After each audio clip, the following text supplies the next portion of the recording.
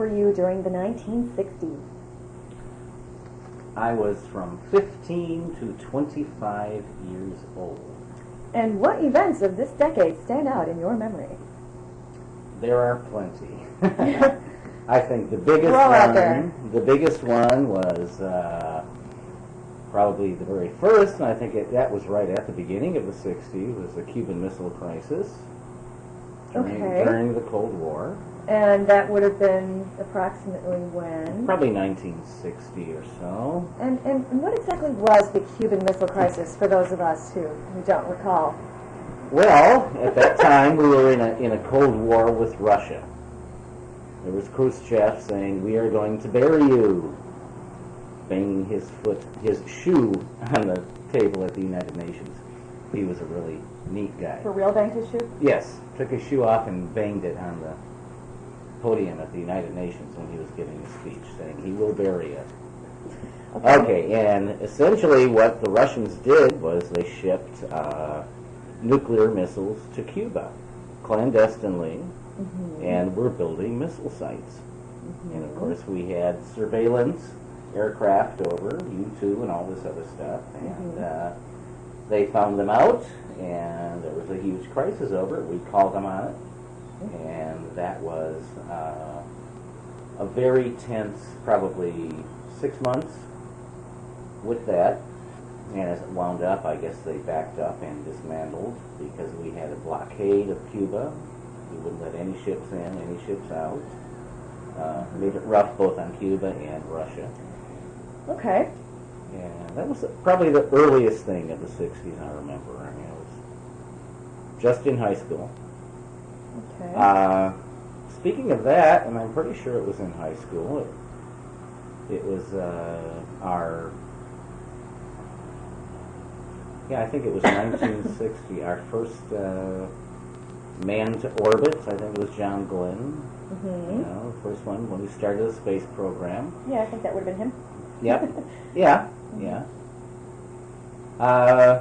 That was just another silly thing because again the Russians were competing with them awful lot during that, and they had already sent people up and around and everything else.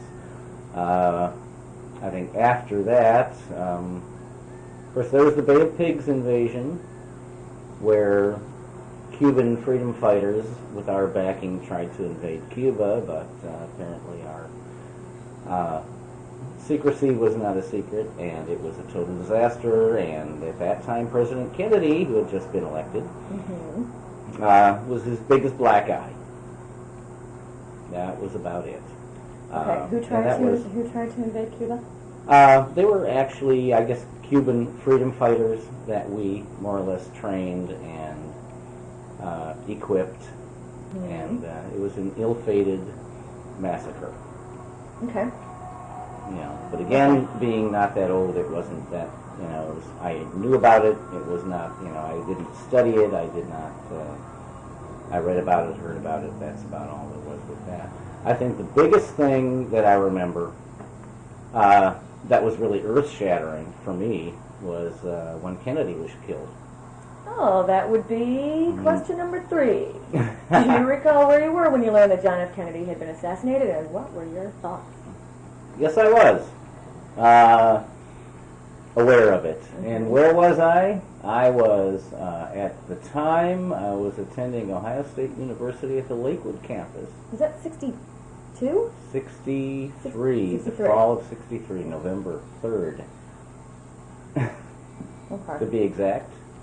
People who were there do not forget the date. And if I'm wrong, then I guess I forgot it. But other than that... No, I'm sure you're probably right.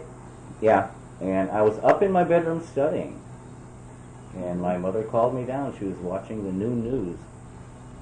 And that's when I heard about it. And it was a total shock.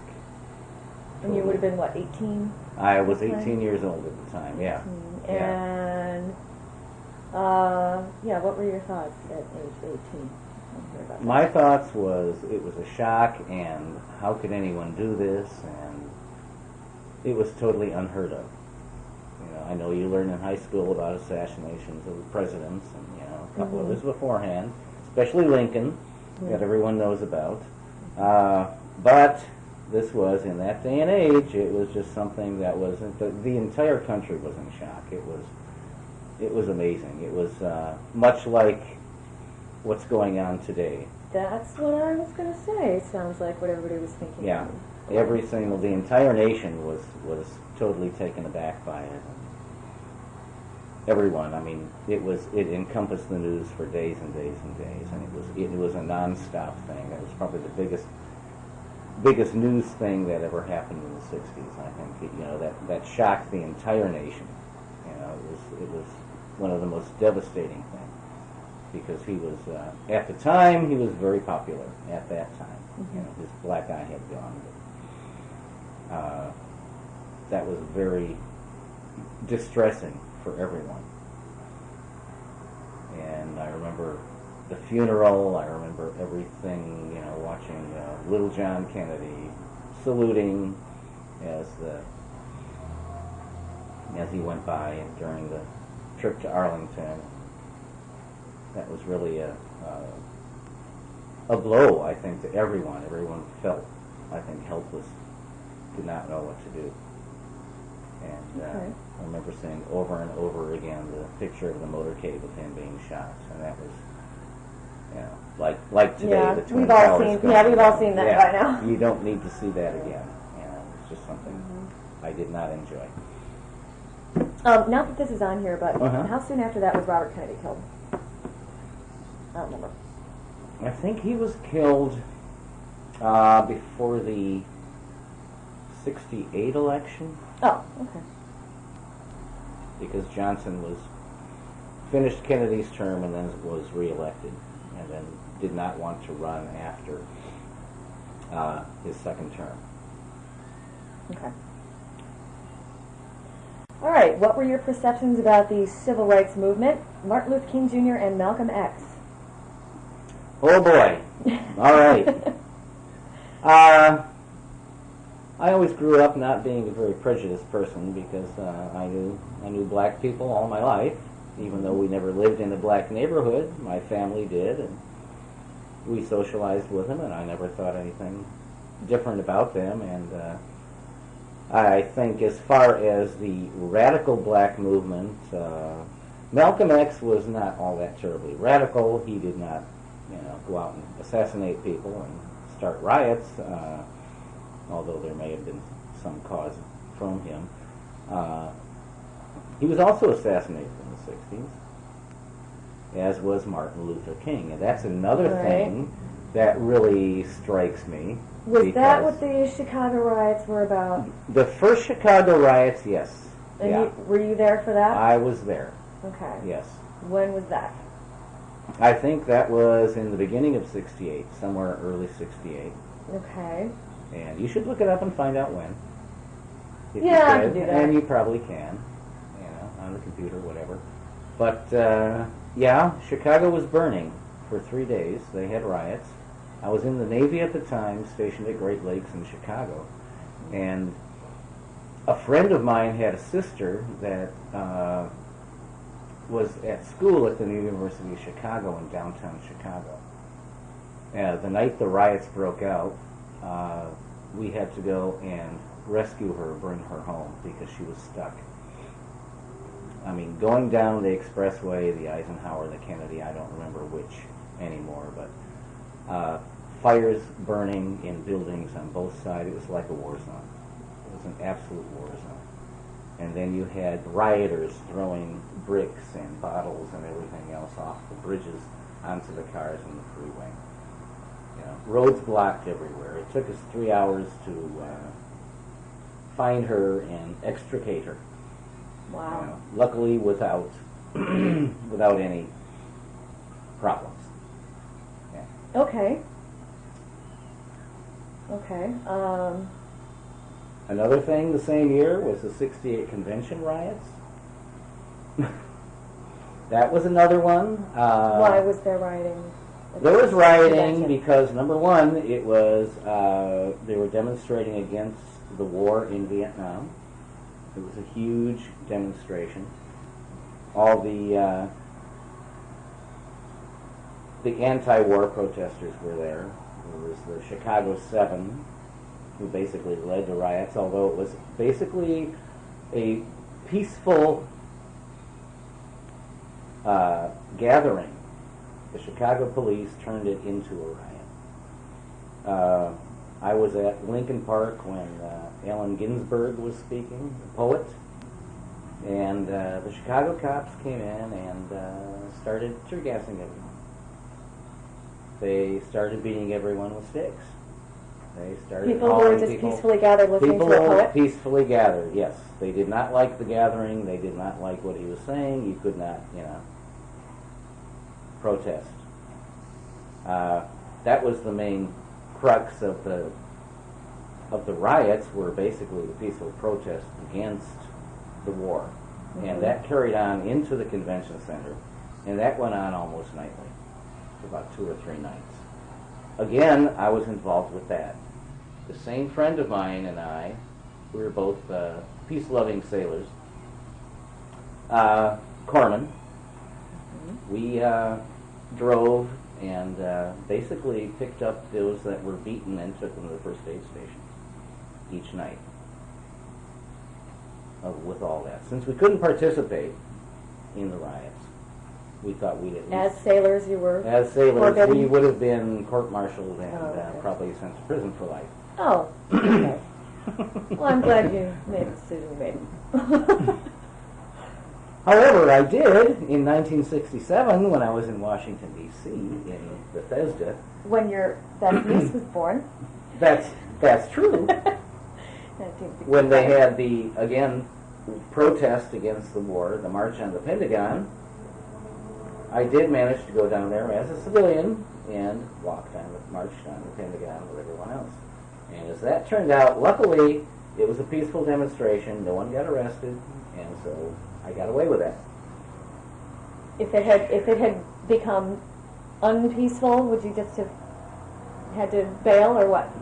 Well, I would have avoided anything that would have, number one, put me in jeopardy as far as being found out, and number two, helped anyone that got hurt, whatever. I mean, that was the thing. I wasn't out to hurt anything. So you're allowed to be there just so long as you're helping? No, I wasn't allowed to be there. Oh, you weren't allowed to be there? No. That would be treason. Were you allowed to be there at the 68 convention thing? No. That's treason? That's treason. Just being there? That's actions against your country when you took an oath to defend it. Wow. Okay. Yeah. Okay. Is that all we're going to say about that? Well, about what, the convention riots? Well, yeah, everything related to that era. Well, not really. It was an era of really, how can I say it, social unrest in this country. We were in a very, very unpopular war that made no sense to an awful lot of people. Now, when did you join the Navy? Well, I joined the Navy in 1966 after my junior year at Ohio State. And the reason I joined was because I would have been drafted. I got deferments. My deferments basically ran out. And what they did was how were you try to deferred? draft me. I was deferred being a student. Oh, okay. If you were a full-time student, you get what's called a 2S deferment. Okay. Which is good for an entire school year. But what happened was, and this is something that I suppose the country did, the government, I don't know who, in collaboration with the colleges, of course. No way can I prove this, but instead of getting a 2S deferment, which is good for 12 months, in which next time I started school I'd get another 2S. Apparently, the school did not send my deferment in on time, and I got a 1S deferment, which basically said, as of the end of the school year in 1966, you are draft eligible. What does 2S and 1S stand for? The S is for student, oh, okay. The 1 is for school year, oh, okay. And the 2 is for, the calendar year. Okay. 12 months. Yeah. Okay. So I thought instead of being drafted and going into the Army to sure death that I would join the Navy and see if there was something I could do to, maybe not have to go there. Oh, okay. Well, that was pretty slick. Mm-hmm. Now, not that really turned out to be... No, it backfired on me. Yeah, no, it did. But we'll get to that. Yeah. Okay, were you aware of the efforts of American women to obtain equality during this time? Oh, yeah. Yeah? Oh, yeah. And what did you think of Betty Friedan and the National Organization for Women? Well, at the time, I thought they were pretty radical. They were getting... Why? The one thing I didn't mind was them burning the bras. Oh, sure. The bra burning. I did not mind that as a male. But it was just a little bit too much women's lib all at once, right away. They were almost so you just, almost violent. It's not that you didn't agree. Right. It's not that I didn't agree. I didn't Equality like for the women. tactics, Yeah. and Okay. You just thought they were kind of a bunch of pushy broads. she was a castrating female. Oh.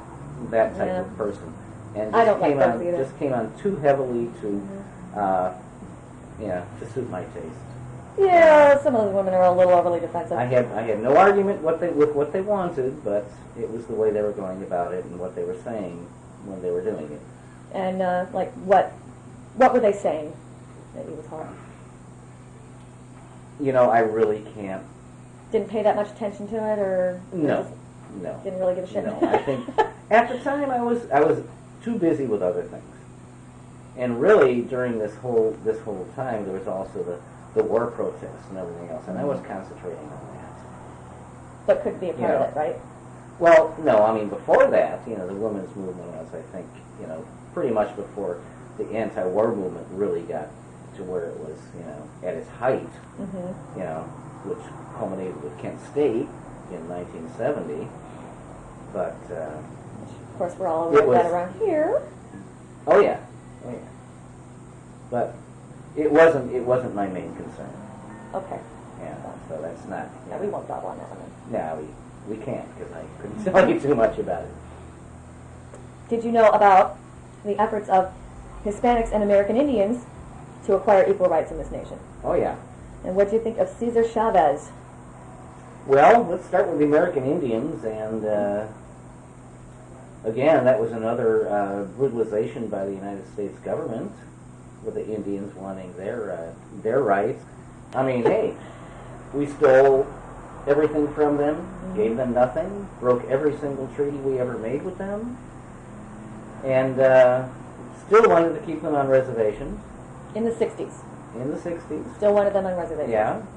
And I'm not sure exactly when there was an American Indian movement, and this was out west. I don't know if it's Powder Ridge or whatever. In fact, there's still no. That was later, where this one Indian is still in jail for killing someone he never killed. Where were you at this time?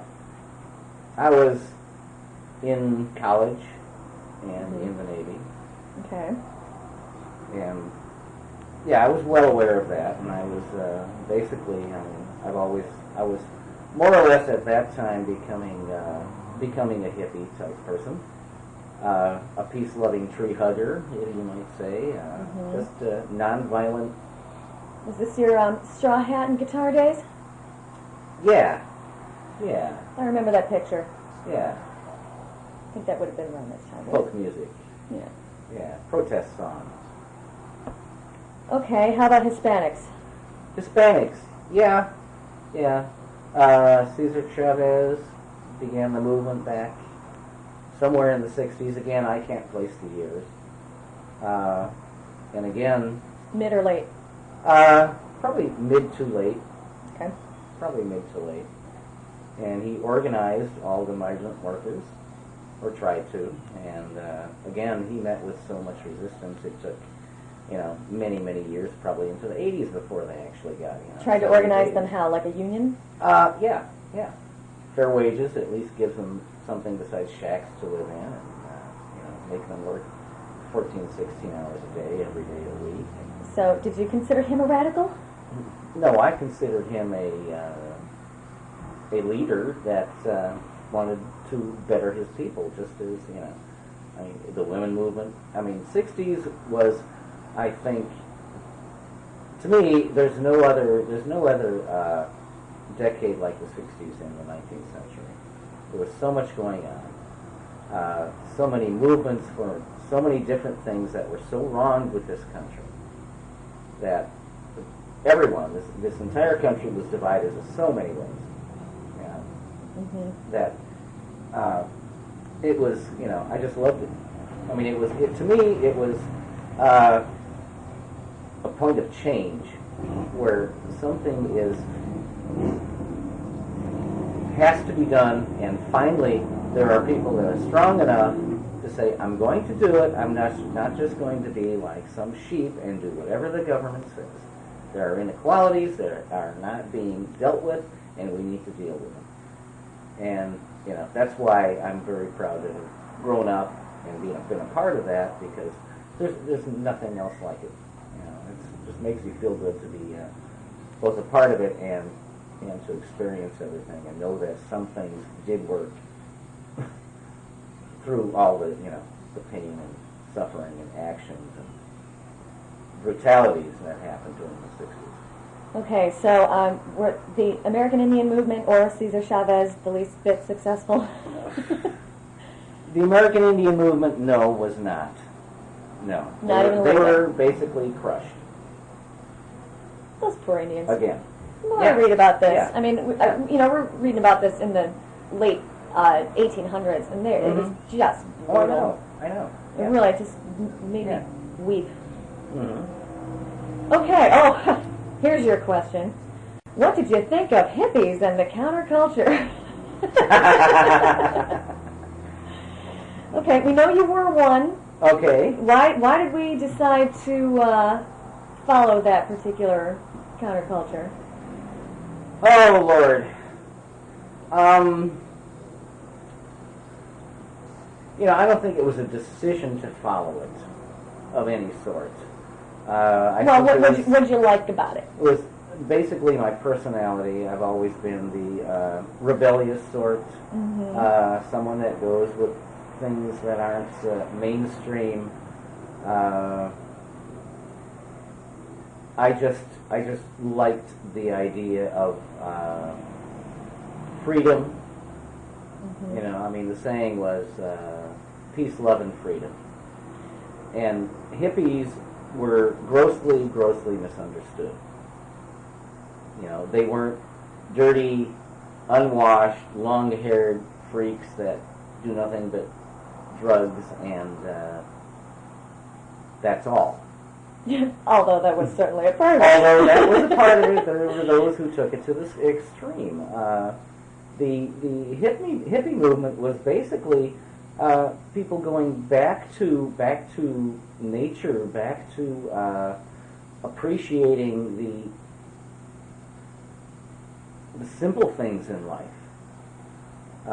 not wanting to make your $1 million and live happily ever after in obscurity. It was becoming simplify everything.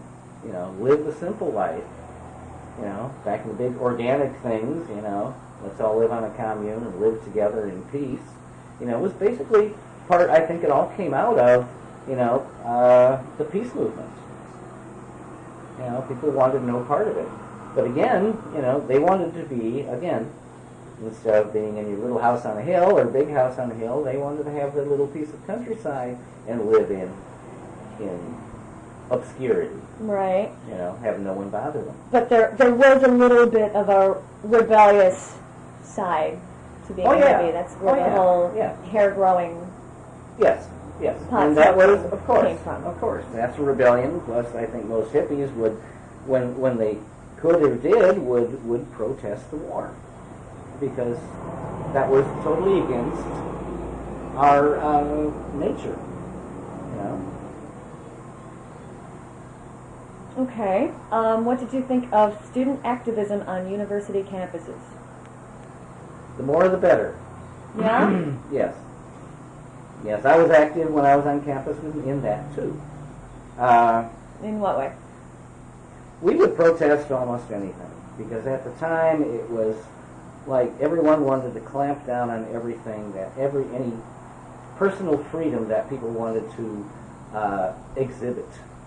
You know, not wearing the bra for the women. You know, at the university, jaywalking. They were giving out jaywalking tickets like crazy university people. You know, we had a sit-down strike in the middle of High Street one time to protest all the jaywalking tickets. Mainly the student movement was anti-war. I mean, number one, you had a lot of people who didn't believe in the war. Were hippies and students considered unpatriotic? You might say so. Yeah, those that protested, the students that protested. Did you feel unpatriotic? No. I felt more patriotic than the patriots because how can you support something so ugly and unjust as a war that we have no business being in? You know, an undeclared war, a peacekeeping mission. We were never at war. You know? And what did they do? They started Technically, yes. Officially, no. Yeah. They started out, I think, about in 1962, 63, sending advisors to Vietnam for the South Vietnamese Army. It escalated and escalated and escalated. You know, first there were 2,000 people there. There were over 1 million GIs there at the time that of the largest, I think, contingent of And we did this because we reserved the right to butt in to other countries' business whenever we wanted. Back then it was communism. We don't want to spread communism. You know, the domino effect. Everyone knew about the domino effect. Was there there's still like a Red Scare going on at this time? Absolutely, yeah. You know, it was to help stop the spread of communism. Well, why is it that the young people were against the war and protested it? I mean, weren't older people feeling the same way at all? The young people were the ones that were being drafted and sent over and killed. Well, people's children were too. I mean, don't you think they would feel the same way? Somehow yes, somehow no. But there were people. A lot of people didn't think about it. They didn't think how irrational this war was. They were patriotic, saying, "Oh, my country, yes, I'll do anything." And of course, there were a lot of the gung-ho people. A lot of people enlisted. And well, they probably didn't realize what a bloody thing this was going to be anyway. No. And it really didn't get bad until all the body counts kept coming back. I mean, for the longest time, the government did not tell us how the war was going. They would give us false body counts. We killed so many of the enemy. If all those body counts were ever accurate, there wouldn't have been a soul alive in Vietnam, north or south. I actually saw something about that. Did you ever see that VH1 movie, the 60s? Some of it, yeah. That was actually pretty good. Yeah. Did you see any of that? Yeah. Because it was basically this one family in the 60s, and one son he was a student and he was a protester, and the other son went to Vietnam, and the student's son basically did his homework, and he knew how bad things were there, and right. the soldier's son would write back home, "Oh, don't listen to what everybody's saying about it being so bad here. It's really not so bad," because he didn't want his parents freaking out because they supported him. Well, he also didn't want to tell them how bad it really was. Yeah. As I did. Oh, okay. Well, we'll get to the whole Vietnam thing. Did you listen to rock and roll? Certainly. Who were your favorite groups? Lord, that's hard to say. I mean, I went through, back in the 60s. Wow. I think the whole, again, there was a music revolution in the 60s. You know, the 50s were basically your the beginning of rock and roll. You had Chuck Berry, and you had your what was it like Bobby Sox stuff.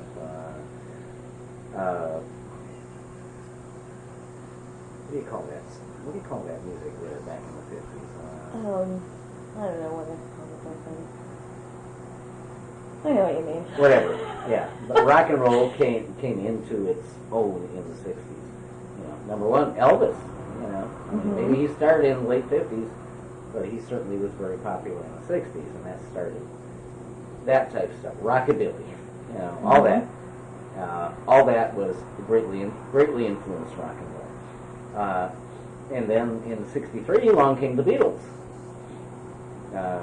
the British invasion. And the Beatles were mainly influenced by the blues and jazz. I mean, Chuck Berry was one of the big influences, and who else? God, I can't remember anymore. But Okay.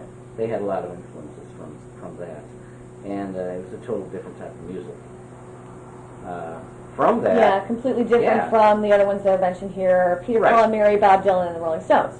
Right. Well, no, Bob Dylan was I listened to Bob Dylan right from the very beginning. I mean, he was a poet, and he was basically at the time protest singer also. I listened to Joan Baez. I listened to Peter, Paul and Mary, Joni Mitchell, and it was all, I think, that type of music then was sending a message too, you know, that we should be more aware of everything around us and not let things happen that are happening. You know, I think that started the entire, you know, music movement, political, you know, protest movement, everything. Protest singers, you know, radicals. The folk singers, Yeah. you believe are radical? No, they're peaceful. They were all peaceful. Bob Dylan had a lot of messaging. He's a poet that sings. You know, a lot of messages in his music back then. And Joan Baez was basically, you know, what they would call a radical. You know, she was arrested a few times protesting, singing for Cesar Chavez. You know, what else? Yeah, the Beatles, the Rolling Stones, Dave Clark 5, that whole British thing. I listened to all that. After that came, there were a lot of different things, like what the Mothers and Fathers. What are they? Mamas and the Papas? Mamas and Papas. Mothers and Fathers. Oh, Mothers and Dads. Oh, God. Yeah. Mamas and Papas, I like Mamas and the Papas. Fifth Dimension, and you know, it was all Judy Collins? a really I love of Judy course, Collins. I yeah. still love Judy It was Collins. all an evolving thing. Yeah. Judy Collins was the first album I ever bought. Wow. For real. Wow. In fact, I still have it on CD. I Uh-huh. bought it on CD. I'll never get rid Yeah. of it. I love it. Yeah. And then they started getting really crazy back, like in the mid to later '60s. You know, I mean, you had the Doors, Jefferson Airplane. You started getting from that. The Druggy rock. '60s developed psychedelic music. Druggy rock. Country Joe and the Fish. Then of course Arlo Guthrie, again folk singer, radical, hippie type Now, stuff. you were in Vietnam during Woodstock, right? No, I was in Chicago. Oh, you were in Chicago. Oh, okay. Yeah. Yeah. So you Shortly to go to Vietnam. Didn't go. No. No. Yeah, I know you didn't go. Okay. I couldn't. All right. Segue. Well, next question says, how did the war affect your family and friends? What was everybody like when you came back? Well, let me put it this way. In the Los Angeles airport, I was flying home when I got out of the Navy, because I had to fly in my uniform. I got spat on 3 times. By who? By civilians. What, because I was, well, you remember were, there what, was... killing babies is well, what you're saying? exactly. Yeah. Baby killer. Massacre. Women and children killer, you know. They didn't bother to look and see that I was a corpsman. They saw my Vietnam medals and spat on me. What did you So get you can medals see- for? Well, I got a couple campaign medals for different campaigns we were in. Vietnam Service Medal, and nothing spectacular. I think it's pretty spectacular. Well, yeah. So these were people that just assumed that because you were over there that you were pro-war or something? Well, yeah. And by that time, everything had turned. Anti-war was a thing. Finally worked. The '60s finally paid off. That and all the body bags coming home. 50,000 people dead for nothing. Really, nothing. How did And- family and friends feel? Hundreds of thousands of lives ruined for nothing. Well, nobody ever really asked me about it. They were just glad I was home. I mean, nobody. But None of your friends called you a baby killer or anything like No, that, did they? no. I mean, they asked me what I did over there, and I basically told them I was on a hospital ship. That's it. And I write home all the time saying, everything's fine, blah, blah, blah, we're having this and we're doing that. Having a beach party and, a couple good things that happened, that's what I wrote home about. But what's really ironic is that I was probably home for a week or 2, and I couldn't stand it. I could not stand the whole thing. I did not feel fit to be among civilized people at the time. So I called a lady friend of mine who was in Philadelphia, and I had to help myself because I couldn't talk about anything with anyone. I had to just get it out of my mind, get away from everything. So I called a lady friend of mine in Philadelphia, and I said, "Do you feel like a road trip?" She said, "Sure." Flew to Philadelphia, spent a couple days fixing her Volkswagen. Then we took off and went on a road trip. Where'd you go? Well, let's see. From Philly, we went down to Richmond, Virginia. Visited some of her friends there, some black friends. Spent a few days there. Went up the coast, spent a couple days on the Maryland shore, whatever. Went up to New York, visited another one of her friends in New York. Then went to Connecticut, where her parents had a cottage on a lake, and spent some time there. I did some fishing, we did some hiking around, just generally being away from people and everything out of my life. Then we went to Boston, picked up my old girlfriend from the Navy in Chicago, Foggy, Linda Fogg. I remember you mentioning her. Yeah. Time Yeah. or two. And took off with her, went up into Vermont, spent a few days in Vermont, went up to Quebec, spent some time in Quebec, stopped at a farm and camped, and helped some farmer basically harvest his hay for a few days. Went to Montreal, spent some time there. How long were you gone? 6 weeks. Yeah. I mean, I had money that I saved from Vietnam. I paid for everything. Did you feel more civilized when you got home? Pretty much so. Yeah. Good, I'm glad you did that. Yeah. Well, me too, because I may have gone crazy had I not done it. Just staying at home and trying to blend in with everybody who had their normal lives. Yeah, because that was not normal to me. It was not anything that I could not relate to anything that was going on. And I couldn't do it. You know, I may have gone bizarre on them had I not done that.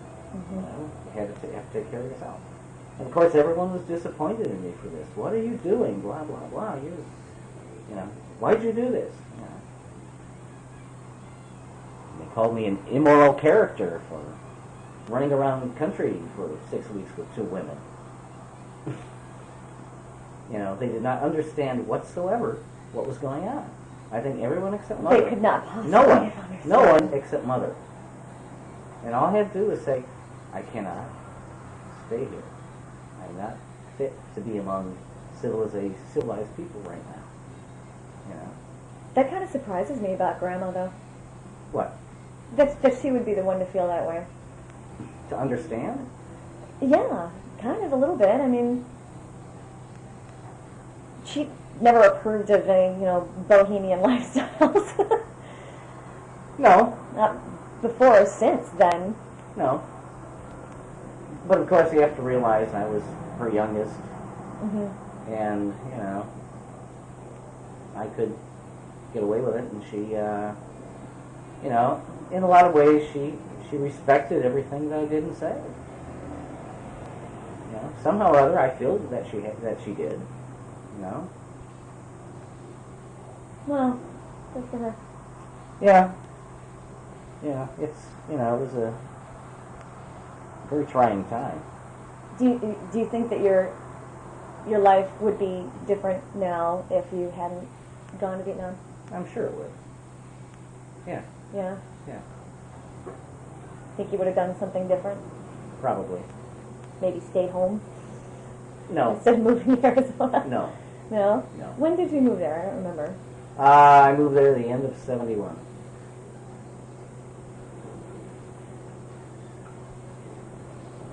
Followed a woman out there. You think you would have done that anyway? Probably. Yeah. Knowing me? Yeah. Yeah. That's true. Yeah. I mean, I've never been conventional. True. Even true. growing up. I remember my mother once said, after 6 kids, she said, I thought I'd seen everything. And then you came along.